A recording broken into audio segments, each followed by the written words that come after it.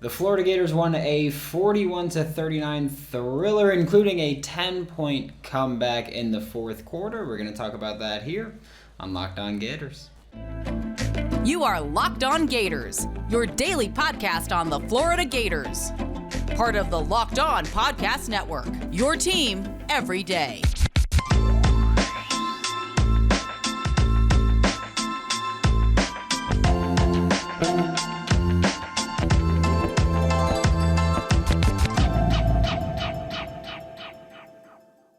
Hello, and welcome back to another episode of Locked On Gators, part of the Locked On Podcast Network, your team every day. Thanks for making Locked On Gators your first listen of the day. We are available daily and for you ready to listen to the podcast. Happy Sunday. I'm Brandon Olsen. Find me on Twitter at WNS_Brandon. Find all my written work with Whole Nine Sports, Giants Country, NFL 33.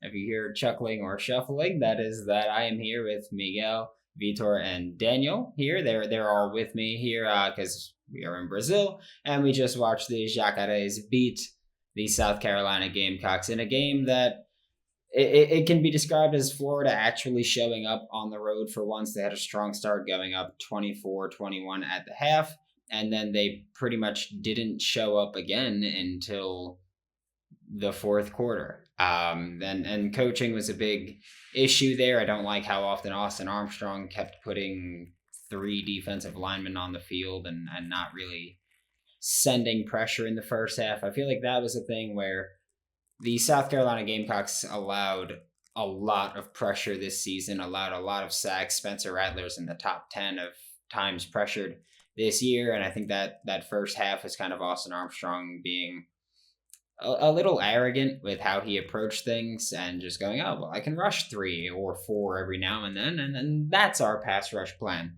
And that's just not sustainable in the SEC and when you're playing an in-conference game, and an important conference game in that one too. Spencer Rattler went off, had himself a great day.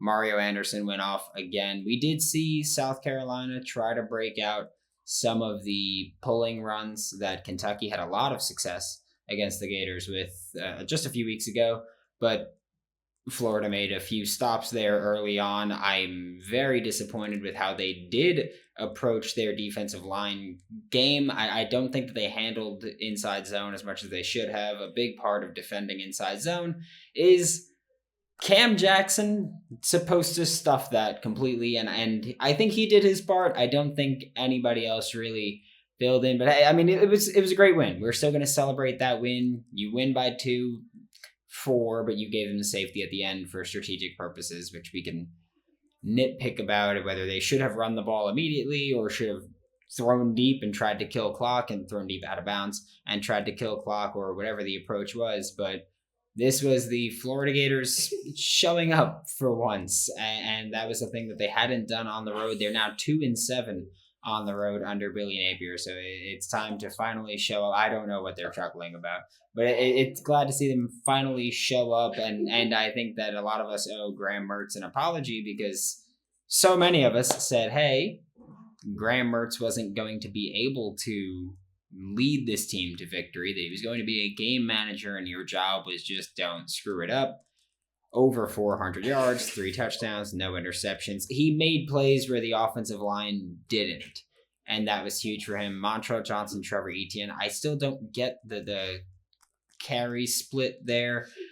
Maybe it's that you want to use Trevor Etienne more in the passing game, but you throw to Montrell more, you run with Montrell more. It just doesn't make a ton of sense to me when Trevor Etienne's your most dynamic back and one of your most dynamic football players in general.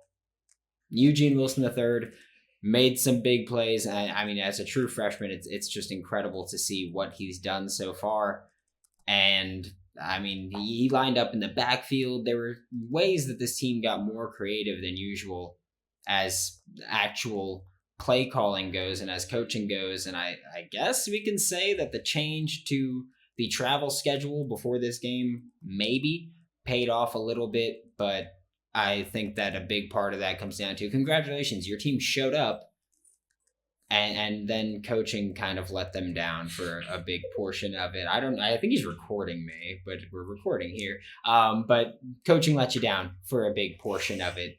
And I will say that it was also great to see Graham Mertz kind of distribute the ball evenly. You had Ricky Pearsall went off off. 10 catches, 166 yards. Eugene Wilson III, Arlis Boardingham again. Khalil Jackson made a few big plays. Hayden Hansen had a couple catches early on. Montreal Johnson got involved in the passing game, even if we're not big fans of that. But it is what it is. You made some plays, and we're about to talk about the rest of this game. But before we do that, today's episode of Locked On Gators is brought to you by Bird Dogs, which is the most comfortable pair of shorts that you're ever going to wear. Easily the most comfortable pair of shorts that I've ever worn. And they're the most versatile shorts that you're ever going to wear. You can go play basketball, soccer, barbecue, swim, whatever you want to do.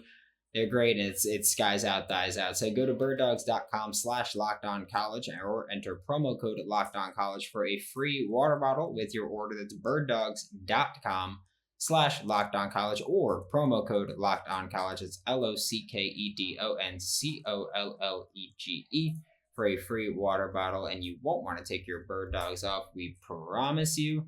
And also, this episode of Locked On Gators is brought to you by BetterHelp, which, if you watch that game, you're going to need it, and they love that part. Give online therapy a try at betterhelp.com/lockedoncollege and get on your way to being your best self, whether you're dealing with decisions around career, relationship, watching the Florida Gators. Therapy helps you stay connected to what you really want to navigate life so you can move forward with confidence and excitement. It's entirely online, too, so it's designed to be convenient, flexible, and suited to your schedule. Let therapy be your map with BetterHelp. Visit betterhelp.com/LockedOnCollege today to get 10% off your first month. That's betterhelp.com/LockedOnCollege. And now, as we're back here, thank you for tuning in during the Locked On Gators Discord. Links in the description. Subtext links in the description as well. But thank you for making Locked On Gators your first listen of the day. Every day, we are available daily and free, like I said, wherever you listen to podcasts. And I want to circle back to the coaching here because I think the coaching was important. I think that when you talk about kind of opening up the deep passing game, I know that in the Discord we talked about how Arlis Boardingham wasn't playing a ton at certain points. And I think a big reasoning for that was wanting to go more 11 personnel. So one running back, one tight end, 3 wide receivers. And a lot of times those 3 were Ricky Pearsall, Eugene Wilson, and Khalil Jackson or Marcus Burke. And some variation of that. And I think that when you have that 11 personnel, you saw Hayden Hansen get a lot more playing time because he was in pass protection a lot. That's something Arlis Boardingham, 1, can't really do with any sort of consistency, and 2, shouldn't really do. That's not what you should ask him to do if you're going to ask a tight end to pass protect. It should be Hayden Hansen. I think that was a big part. And I think we saw why. South Carolina generated a lot of pressure. Hayden Hansen specifically was in pass protection between Micah Mazuka at right guard and whoever the right tackle was at any given play.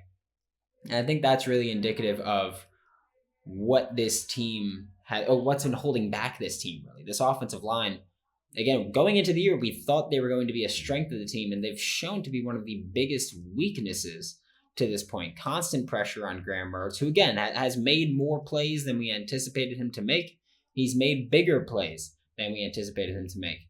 But there's still an offensive line that just is allowing him to get killed. I don't know what it is. I don't know what Graham Mertz did to Damian George. I don't know what Graham Mertz did to most of these guys, that there's just constant pressure in the backfield. And that's a big reason where we said, hey, you can't throw the ball deep if Graham Mertz is just going to get killed every time he tries to do that. He got hit a lot.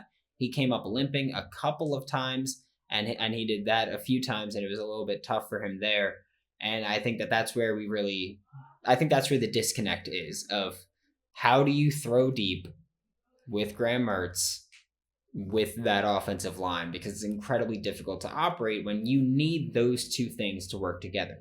The last quarter, pretty much that run where you were down 10 and you came back, the offensive line played significantly better, and shockingly enough, so did the offense. And I understand there was like the tip drill that Eugene Wilson III caught, and it probably shouldn't have worked at all, but it did. And that's what we care about. But Ricky Pearsall had yet another dominant performance. He's up over, I believe he's over 650 yards on the season now, and is pacing to be a 1,000-yard receiver this season. But of course, you look at the second half of the schedule, and that's really why this game was so important to win for the Florida Gators, because the second half of your schedule is Georgia, Arkansas, LSU, Missouri, Florida State. And not a single one of those games are going to be easy. Arkansas is going to be the easiest.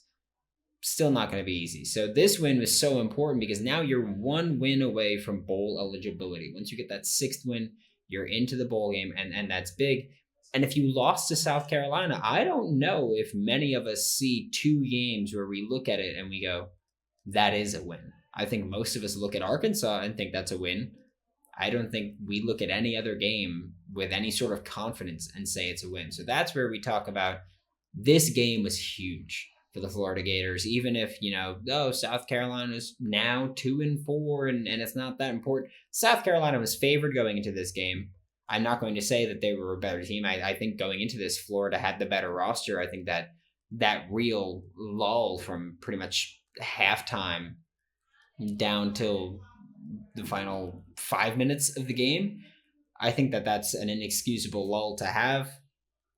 I don't know if it was maybe getting too cute with things at times, but Florida's got to figure out a way to string together solid performance in just halves. Then worry about stringing them together for full games and continuing to go there. But until you've learned how to do that, this ceiling is 7 wins, maybe 8, depending if you get a good bowl draw.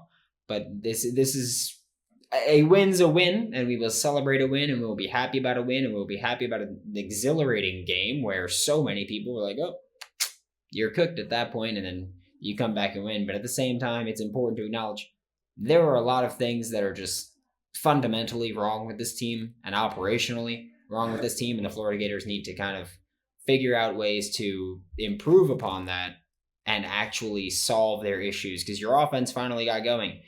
And then your defense kind of sucked for a good bit, and it was weird generating pressure but not finishing the play ever. Not generating pressure and still Spencer Rattler scrambles for almost 10 yards. There were a few plays where you just got beat, like Xavier Legette just going up over Jalen Kimber, stuff like that. You can't really harp on. You can't scheme to avoid that too much. But you can say things need to change here. Maybe on the staff at some point, maybe not. But thanks for making Locked On Gators your first listen of the day. Every day we are available daily and free if you ever listen to the podcast. We'll be back tomorrow. Talk more Florida Gators for Locked On Gators. I'm Brandon Olsen. Don't forget to follow me on Twitter, WNS_Brandon. Find all my written work. Whole Line Sports, Giants Country, NFL 33, and I will see you all tomorrow.